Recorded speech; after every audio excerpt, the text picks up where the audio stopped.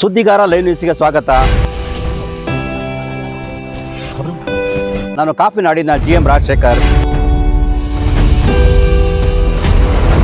Coffee ನಾಡು ಚಿಕ್ಕಮಗಳೂರಿಗೆ ಸ್ವಾಗತ. ನಿಸರ್ಗದತ್ತವಾದ ನಿತ್ಯ ಹರಿದ್ವರ್ಣ ಕಾಡುಗಳು, ಇದರ ನಡುವೆ ಗಿರಿಶಿಖರಗಳು. ಚಿಕ್ಕಮಗಳೂರು ಕರ್ನಾಟಕದಲ್ಲಿ ಒಂದು ವಿಶಿಷ್ಟ ಸ್ಥಾನಮಾನ ಪಡೆದುಕೊಂಡಿದೆ.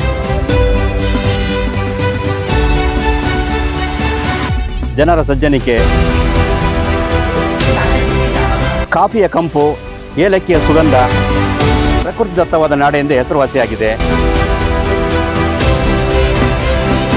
ಚಿಕ್ಕಮಗಳೂರು ಕರ್ನಾಟಕದ ಸ್ವಿಟ್ಜರ್ಲೆಂಡ್ ಎಂದೇ ಪ್ರಖ್ಯಾತಿಯಾಗಿದೆ.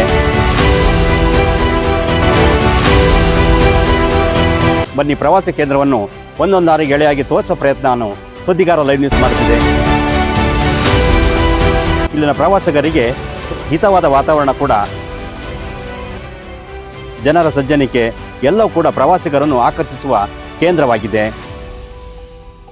ಕಂಗು ತೆಂಗಿನ ನಾಡೆಂದು ಹೆಸರುವಾಸಿಯಾಗಿರುವ ಚಿಕ್ಕಮಗಳೂರು